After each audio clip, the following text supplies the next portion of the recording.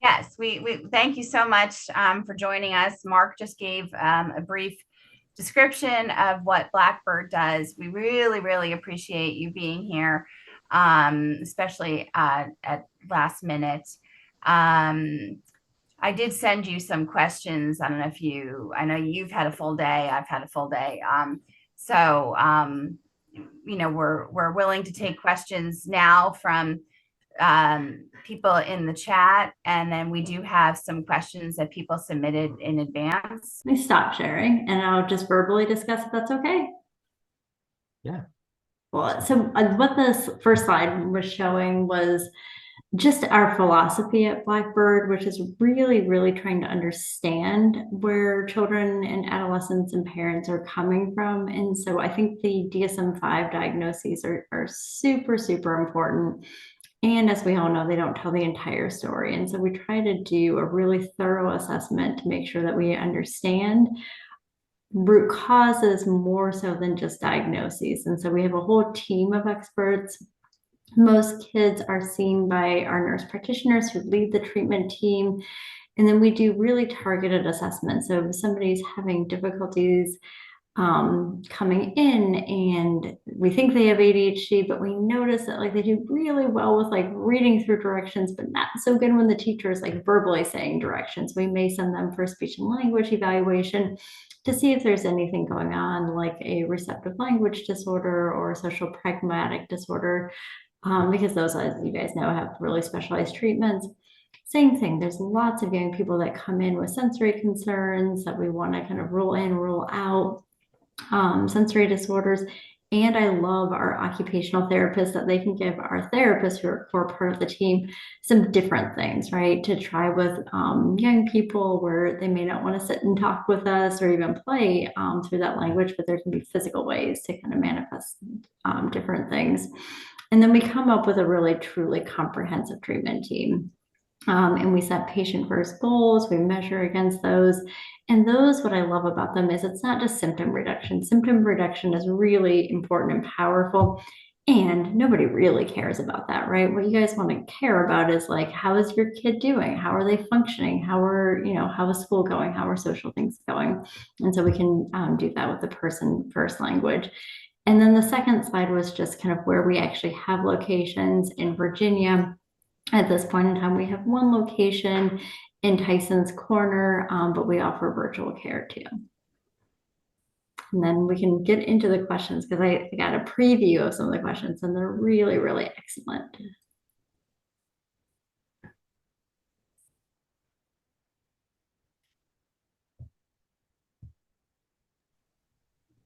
Lavanya, do you want to read a couple of the questions? Sure, I was waiting for the people on the call to raise their hand or put questions. So first, let's give a minute for the people on the call, and then I'll go through the rest of questions we had from our forms. Anybody has any questions for Dr. Garber? Okay. So from my list, in case something comes up, please raise your hand. We'll get back to you. But the first question we have is, parents of autistic kids have similar levels of PTSD to combat soldiers. How do we care for ourselves? So I love that question because it first acknowledges that we have to care for ourselves, right? So love, love, love that. And I say this over and over and over again until I believe somebody actually really believes me, is the airplane analogy, right? That if you are in an airplane, they always tell you, right? You have to put on your mask first so that you can help anybody else. And so it's not being selfish. It's not doing anything wrong to take care of yourself. So first you have to actually prioritize that. How that looks for everybody is really different, right? So there's lots and lots of different like self-care things that you can do. You have to figure out kind of what fills you up within those things and take time away and make sure that you're really doing that so that you can come back refreshed and excited about all the things that you need to do. The other thing is it's really, really hard to take care of somebody who is struggling. It's hard to see your child struggle. And, leaning on your family, your friends, your support is really, really valuable. And sometimes therapy is also valuable because sometimes we're having thoughts or feelings that may feel socially inappropriate to share that are absolutely appropriate and valid and all of those sorts of things. And having a trusted person who you can talk to about those things and process through is really, really important too. And then leaning on your entire tribe, right? I think is also really, really important of taking good care of yourself. So again, that you can take care of everybody else in your own life too. Thank you for that plug-in. Self-care is the best care, right? Okay, so our next question is, any tips for parents of children with low frustration tolerance and meltdowns that will de-escalate the situation? Yeah, so I think a couple of things. I think one of the things is like to start noticing your child's like triggers, right? And seeing if we can come up with any pattern recognition of those things and maybe get a little bit behind or in front of those things. So, if you know that your child always, struggles with the transition to bedtime, okay, what can we do to kind of cope ahead and plan with that? Is there something that seems to always kind of work that we hit as our third intervention? Maybe we should move that up. Also knowing your own rhythms, right? That I think sometimes, like, at the end of the night, we're all a little bit more tired and frustrated. So can you tag out for doing that? Maybe you've done dinner and you've done homework and those sorts of things. Do you have somebody else that you can tag in to handle bedtime? The other thing is, I think, naming what is going on, right? So like helping your child develop language around what's going on is like, you're noticing this meltdown, giving them some action words around it that you do both in the moment, but you do other times too, that like, like when I get frustrated, I will cry and, be really, really upset. Are you feeling that way right now? And then again, talking the next day, the next morning, the next hour when they're in a calmer sort of spot can do that. And then again, your child best, but like putting those things in that seem to work. So if you have a child that responds really well to physical touch, asking, can I give you a hug? Like, you seem upset. Can I do that? Or, do you want to take a time out and we can go outside for a second if that helps, or do some like deep breathing. And then I think the other important thing is like just modeling that throughout the day yourselves, right? Like, oh, I'm really frustrated about X, Y, or Z. Maybe I'm going to try some of those breathing ones. Hey, little Johnny, do you want to do those breathing exercises with me to kind of help normalize those and express our own feelings too? But again, I think if we have teammates that can help come in, tagging somebody else in, because it can be really frustrating, particularly when you've gone through the entire nightly routine and, you've had to kind of play point person for that too. Thank you so much. And that third question is, if you had a moderately autistic child, what 3 things would you do to max their successful future? I think the first one, if you know that you have a child with autism, you've done the gold standard thing, right? Like, we all know that earlier intervention works. And so I always say the first thing is like getting the diagnosis and kind of knowing what we're dealing with is like the first thing. Second thing is remembering that this is going to be a marathon, not a sprint. And so setting up good like self-care for yourself, I think, is actually super duper important, because it's going to be a road and you're going to have to do things to take good care of yourself so that you can keep taking good care of your child. And then kind of depending on, autism is such a vastly fascinating disorder and presents vastly different for everybody. If you would have asked me 10 years ago, I would have very confidently told you like the number one thing that I would recommend is like really, really focusing on the social and kind of communication part of it. And now we know that autism is a lot more diverse. And so mine is always like, let's pick some things where they're doing really well, and let's build up some of those skills and do some strength-based work for that, to help with that frustration tolerance, to help with that self-esteem, to help with those sorts of things. And let's pick, the area where they seem to have some of the stronger deficits, and let's try to pick those up a little bit too. And that can look really, really different for each kid. The other thing is partnering with people that really this is a diagnosis that often we can't manage just by ourselves, right? So we need a really large community, whether that's the school community, treatment providers, community supports, but rallying and getting so many different supports. Reason I say that is that you never know where the magic is going to be and where that child is going to connect. And sometimes it's places we don't necessarily expect, right? So maybe it's, partnering with a local recreation service, and there's like a one teen on there that your child particularly like connects with. We're never going to know how much that could happen if we don't try out some different things and kind of let the child kind of guide us and lead us too. Thanks again. That's a good plug-in, right? Like if you don't try, you don't know. And I have an autistic child who refuses to try anything. So I'm going to take some tips from this. So our next question is, how do you approach school refusal of neurodivergent children at various ages, elementary, middle, high? Yeah, and I think that is it. School refusal is such a hard one, right? Because the job of kids is to play and go to school. And so when they're not doing those things, it's really hard. And often the reasons that they don't want to go to school are also really challenging, right? So usually it's, anxiety based. And so trying to figure out kind of what is the part about school that is so anxiety provoking.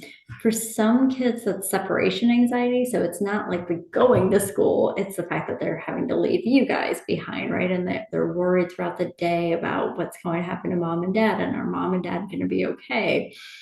And so, around that, putting in interventions around like, yeah, mom and dad are fine. This is where I'm going to be. And I think sometimes like having a concrete picture for a young person of like a visual of where mom or dad are going to be, so they can kind of visualize your day and when we're all going to come back together.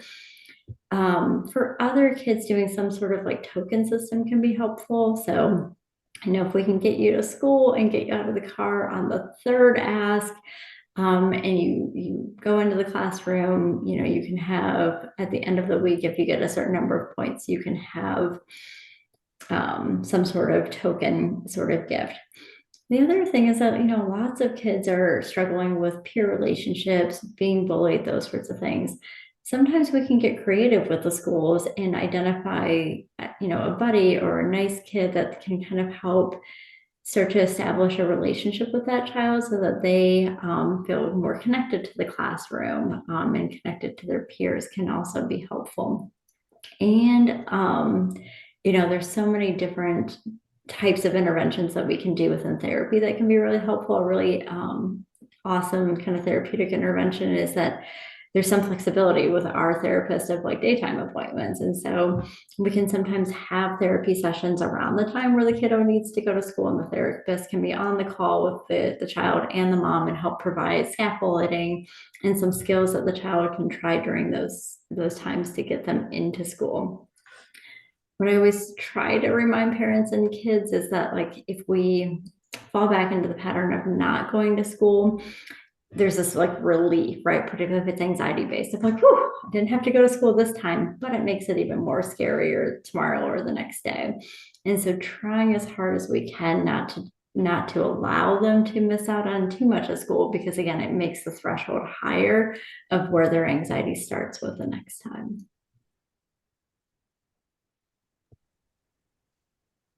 Thanks again. And our next question, I'm not sure if I quite understand this question myself, but I'm going to read it. Maybe Cherry, Diane. Oh, I see Diane's hand up. Dan, do you? Yeah, I was just going to ask a follow-on question to the school refusal one. But then, of course, as soon as I was put on the spot, I forgot what I was going to say. I think I was going to ask about for our kiddos, particularly, I see this a lot, and I work with a lot of families who do have autistic students who are in school refusal. And sort of the traditional ideas about school refusal do not apply, and they do not work. And it's a really big challenge. One of the things that is problematic is that it it can be difficult to say, oh, let's focus on developing the friendships when developing friendships or feeling ostracized is a big part of the problem. But then it can also, if the kid has just lots of sensory overwhelm, it doesn't matter how much we are trying to accommodate. At the end of the day, the environment itself can be painful for the student. So when we come up against that, how do we get the child back in school? And if the child won't go to school, so for example, is literally just screaming on the floor for an hour, when do we do damage by leaving them in that situation? That's what I see a lot of parents come up against. Well, I know I'm supposed to leave them. Everyone just wants me to leave my kid, but my kid's been crying for 45 minutes, so that either am I hurting my kid, or the school's calling me and saying, we can't have a crying kid in the lobby for an hour, come get him. So what do we do at that point, I guess, is the question. And I don't know that I've heard good answers. And I've experienced some of this myself as a parent, and I see a lot of families going through it. Yeah, no, absolutely. I think, what you talked about, Diana, is like trying to modify the environment in ways that we can, right? So sensory canceling headphones, if that is something that, is helpful. Trying to work with the kiddos, like, is there a different entrance into the school that we can utilize, where it's a little bit less like, sensory overload for those sorts of things? Are there other things that we could do in terms of like setting them up for success, of like putting in an enjoyed activity in the classroom, or having them actually go into the classroom maybe just a couple of minutes earlier than the other kids, just to kind of get settled in so they feel like they are part of it. And then that question of like how, like that determining of like doing damage is such a fine line, right? Of like, we want our kids in school. We want them to have all of the benefits of being in school, both academically and socially and structure and those sorts of things. And sometimes there are, young people that just can't tolerate that environment, that would do better either in a homeschooling environment or, on an online environment, even if it's for a short period of time.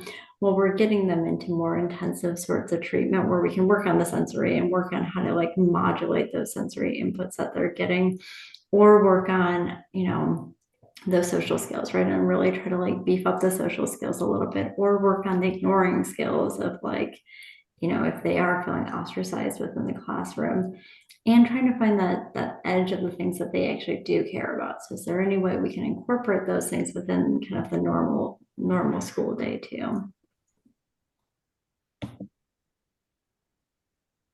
Thank you. Thank you. Thanks, Dan, for the question. I think there is another follow-up for this question. What can families do if they have child in school refusal, but they are on wait list for practitioner? What can school do to help them? And I think like I've seen so many amazing things where like the schools just so desperately want to partner. So I love that question. Again, I think it kind of depends on the kiddo, right? But are there ways that we can help make that entrance into the classroom a little bit easier for them, the entrance into school a little bit easier? Can we pair them with their favorite teacher, and can that favorite teacher be the first face that they see a couple of days a week? Can we do a token system? Can we do a system where we give it a period of time, right? That like, I know this is really hard, but I'm curious if you can make it through the first 15 minutes of school. And if you absolutely can't, then we can give mom or dad a call and they can be on standby to come pick you up. But I think like it's just kind of, for a lot of kids, just getting them into the door can be really, really helpful initially. And then I saw another one, which is kind of the opposite end of the spectrum, right? And I have lots of kiddos that are like this, with the question is, any recommendations for students who hold it together when they're in school and then have meltdowns when they arrive home? Lots of kids that are doing this, right? And like, I think validating for both the parents and the kiddo that this is a real phenomenon that we see. Validating the parents, because the parents are the ones who have to kind of like manage that and titrate that and those sorts of things. And then I think, again, just naming it for, the young person of like, it has been a really rough day at school. You have done a fabulous job of managing what are some of the things that we can do to help with that transition to get you home, right? Like, what are the things that are going to make you feel more comfortable in your body, more comfortable with that transition home? What are some enjoyable activities that we can do? Maybe in those situations, we don't keep going throughout the checklist, right? Like maybe instead of like going home and starting on homework right away or an extracurricular activity or something like that, we have, a 15, 20 minute, 30 minute just wind down period of time where the kid can do anything that they want to do that just kind of helps resettle them. And then maybe there's a period of time where somehow they communicate to mom or dad what has been going on, and whether they draw a picture or they write a story or they actually talk to you about kind of what the struggles are. We validate them and, again, cheerlead them that they were using all of the skills beautifully. And we want them to be happy at home too. So are there any things that we can help with that transition? Again, praise the skills when you see them using any of those wonderful skills at home too. I think we have a similar question from other side of the table. That's from a school staff member. They have a question about how to handle explosive responses to sensory input. For example, this teacher has a class full of students who have huge reactions to everyday social interactions. And then she has a student who takes their reactions personally. So she is looking for strategies that can help both groups. And with the like big reactions to social things, is that I just want to make sure I'm understanding the question. So like somebody is like in the classroom and they get ignored, the kiddo will have like a big reaction to that. So I think the keywords I'm looking at is how to handle explosive responses to sensory input. That's the first part. And the second part is there is a student who takes their reactions personally. So kind of like hurting one another with all their innocence in place. So how does a teacher handle? Yeah, so for the sensory overload, I think as much as we can, meeting the child where we can in the classroom, right? So if it's, loud noises or those sorts of things, can we do the sensory headphones? Can we do breaks throughout the day? Can we, put them when they feel overwhelmed? Can we put a card system into place so that they can go to a safe adult and just have a moment of quiet or like low sensory input too? Because I think that could be really, really helpful. And we want to work with them on having more adaptive responses to those sorts of situations. And so this is where one of our occupational therapists could be really helpful and really skilled about like replacement behaviors or other things they can do when they get upset instead of having like explosive reactions. And there is shaping with those, right? So like, they may be having a really large reaction. Let's say that, when they're sensory overload, they're screaming because they're so distressed. And the goal is eventually to get them to like use a card or to be able to like put themselves out of the classroom. Well, initially, maybe they're not going to be able to do that. So maybe it's, as soon as they catch themselves screaming, that's when they go up to the teacher. Or maybe instead of screaming, because that's like really disruptive, maybe stomping their feet is a little bit less disruptive and still allows them to like signal that they're having distress, but maybe it's like one step closer and they can build mastery over time until they can get to the place of utilizing the cards. And then for the kiddos that are like really personalizing the reactions within the classroom, I think like those are our like emotionally vulnerable like superheroes, right? Like they're so attuned to the environment and they're so attuned to their peers that we have to help them titrate that so that that turns into their superpower and doesn't hurt them. And so again, validating that like you really pick up on things early and you really picked up when, whoever was really, really upset and that seemed to really affect you. The gift is that you picked up on it. The part where I'm a little bit concerned about it is like you're personalizing it. And that reaction by Sally had nothing to do with you. That was Sally, just being upset.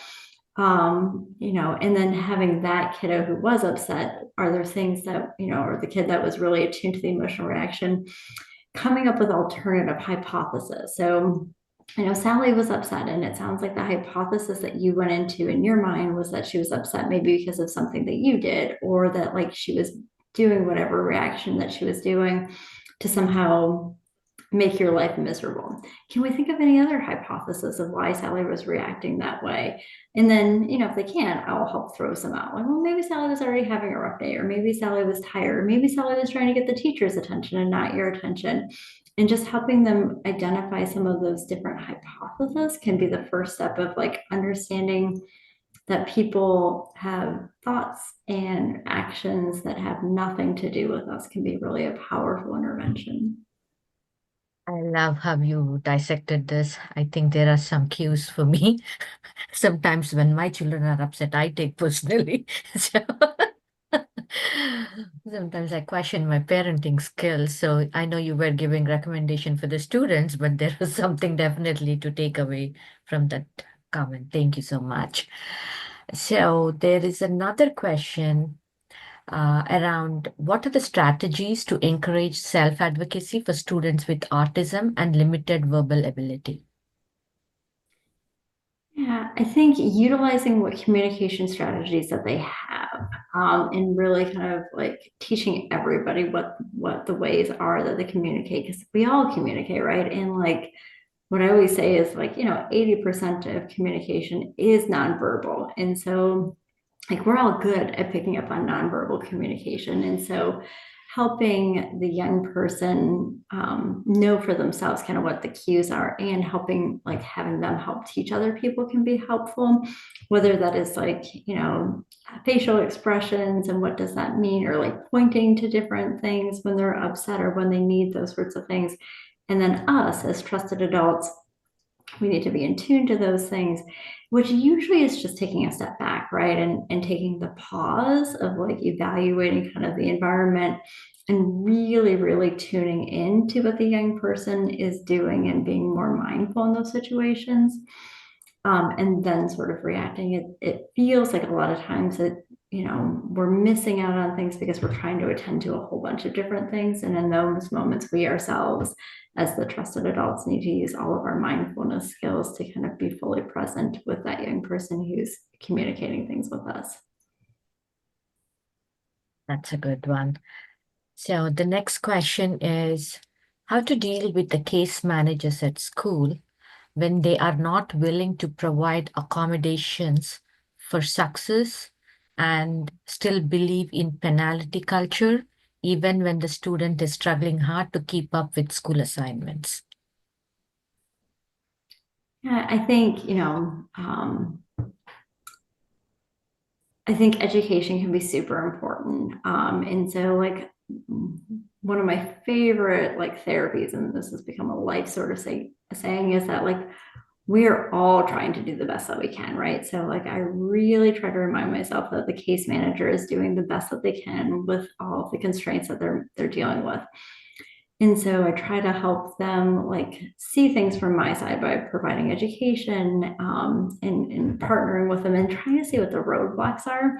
Because sometimes the roadblocks to them feel really big, of like why we can't do these sorts of things. And we can have explanations of why, the accommodation that we are recommending will actually help the young person meet the goal of whatever the case manager is trying to do. That is always like my initial kind of first step, is like, can we partner, right? Like we both have the same goals. Like we're just trying to get this young person to be able to achieve their educational goals and dreams. So can we partner somehow?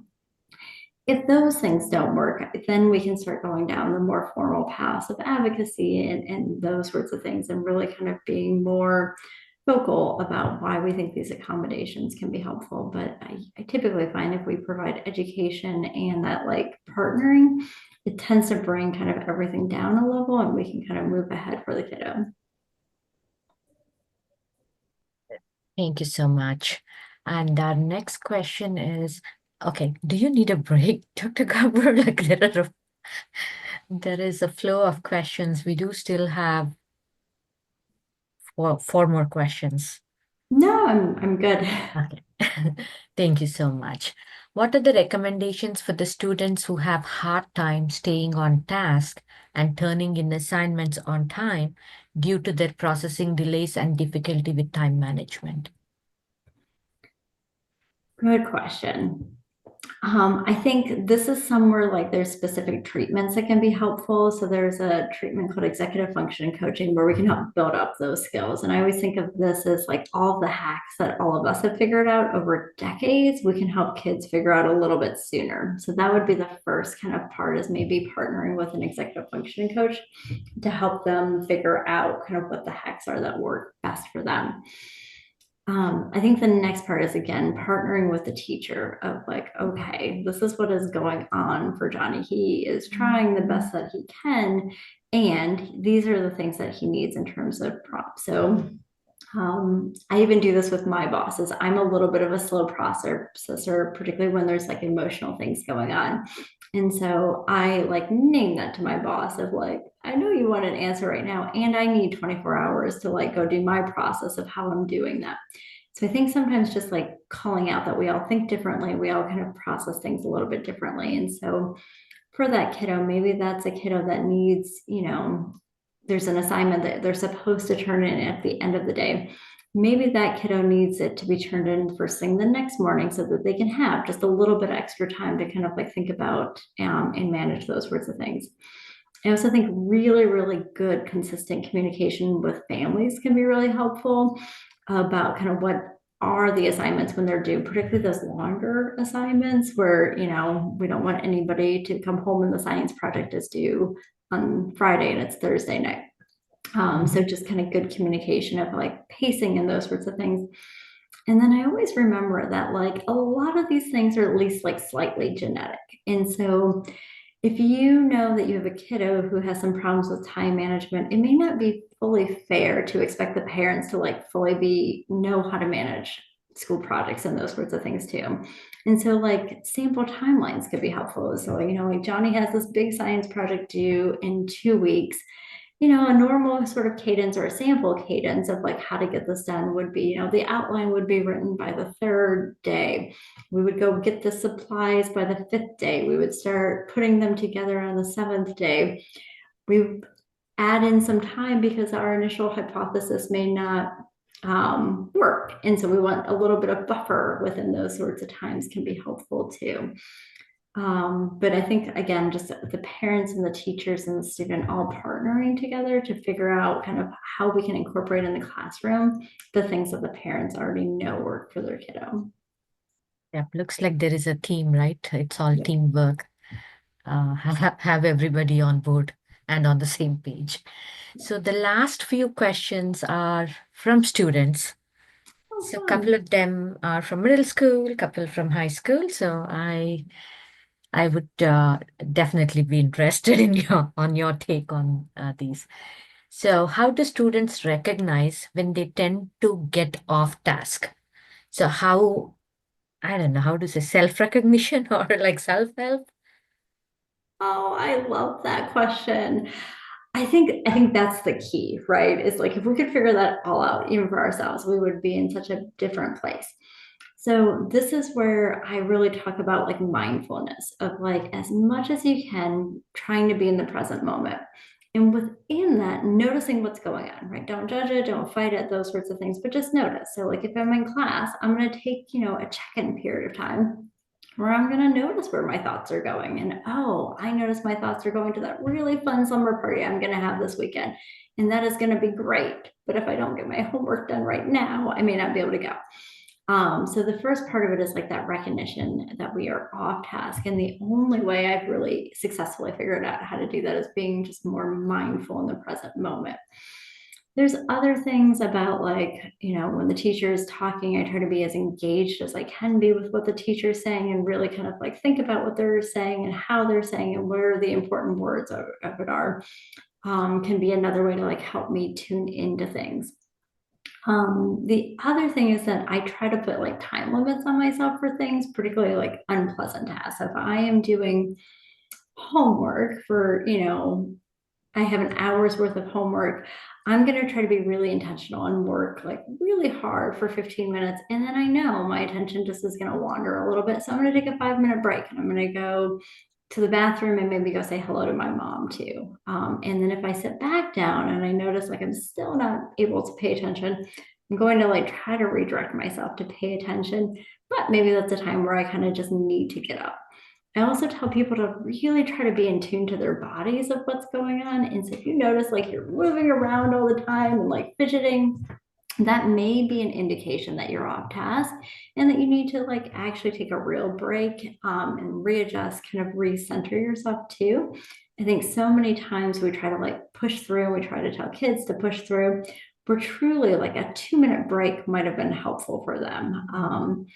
This can also be really helpful for those kids that get like test anxiety, is like literally taking a break in the middle of the test and like timing themselves for 30 seconds and just focusing on their breathing just to kind of get all the worries out can be really helpful too. Thank you for that. And the next few questions are around anxiety. So you, that's a good plug-in. How to overcome social anxiety when in the classroom? Oh, and everybody's going to hate my response. So anxiety, period. It builds up when we avoid it and it gets smaller when we confront it. And again, everybody hates this. And I acknowledge that like it's going to sound like the worst thing ever. And it's the only way to kind of get past this. And so if we have social anxiety, we do the hard thing, right? We know we're going to raise our hand at some point during the class, and we know that's going to be really, really, really hard. And so we use coping skills to deal with that hard part before and after. And then we reward ourselves, we cheerlead ourselves of doing those. And we accept that it's going to be hard because we care about the outcome. We care about feeling more comfortable in the classroom. We care about making more friends. And so we're willing to put ourselves in situations that are going to be uncomfortable for a short period of time so that we can get to the other side of it.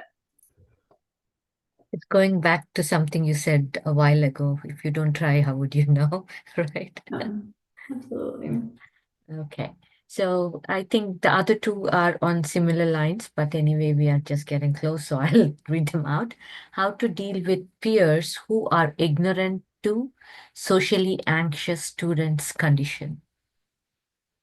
I think it's like kind of politely saying how to deal with bullies, maybe. Yeah. So I think two things. I think like there's some people out there like who are just oblivious, right? So I think sometimes like truly just like sitting down with a young person who seems to be oblivious that somebody is socially anxious and just giving them context and understanding, I think can be helpful. And then we have kids that are not necessarily like trying to be hurtful to other people, but they themselves are struggling with something. And so sometimes that can come out sideways if they're not, getting the help that they need. And so also like, screening, talking to about kind of what is going on, what are the hard parts in your life where it feels like a distraction to like, be oblivious or sometimes even mean to other people. I think you did answer this in several other questions, but the last question is how to overcome anxiety when in a new place and with strangers. Yeah. So stranger anxieties, we want to be careful with that one. Particularly with like young ladies, I think sometimes we can talk away our anxiety so I never want people to ignore the signals that their bodies are giving them. So I want them to be in tune with their bodies and to figure out the why. And so if you are going to a new place and you're nervous, I want you to question it and be curious about it. And are you feeling nervous because there's actually like something that you're afraid of or danger? If so, then I want you to act on any of those urges that you're having, and we'll figure it out later, right? So like you're, out late at night with your friends and there's like, some sketchy people coming your way, cross the street, turn around. We will figure that out tomorrow, but listen to your gut. If you're getting there and you're like, oh, I'm nervous because I'm not sure if anybody's going to like me. Okay, that's a fair kind of answer, and we won't know. And do you care about making friends? Do you care about going to the party? Do you care about like having fun and having a good time? If the answer is yes, are you willing to tolerate the 2 minutes, 3 minutes, 4 minutes of being super uncomfortable when you walk in the room? Most of the time, the answer is yes. And then we want to give them skills of like, okay, and these are the things that you can do to regulate, right? Whether that's somatic things, whether like breathing or taking like something in their hand that they can rub on, having a trusted friend that they can go with, that's kind of acts as like, a supportive peer. Is it positive self-talk, right? Like reminding themselves that they can do hard things, or that this is worth it.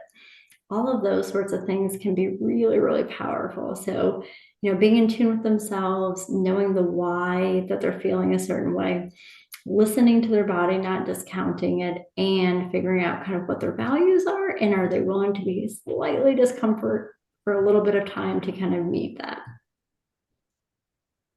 Starting with small steps. I love that. And I think there ends our questionnaire. Thank you so much for your patience. I know there were quite a lot of questions, but I think you have covered a lot of topics. Thank you so much for that. And Mark, thank you for joining us. Cherry, course. I'll hand it over to you. Do you have any closing remarks? No, thank you so much. This was really helpful, and a lot of people will listen to the recording afterwards. So I'm really glad that you were able to participate, and I know that your advice is very helpful to our families. So thank you. Thank you so much for this opportunity. It was my pleasure.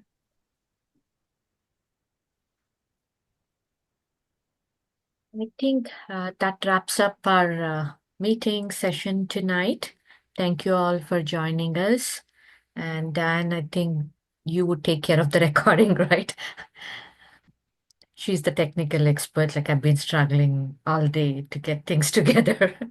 Yep, I will. I'll take care of ending the recording and talk about that Thanks. another time. But folks, if you have any other questions or want to jump in and get involved with SEPTA, please email us, and we look forward to seeing you and keeping you posted on things that are coming up. Thanks, everyone. Have a good night.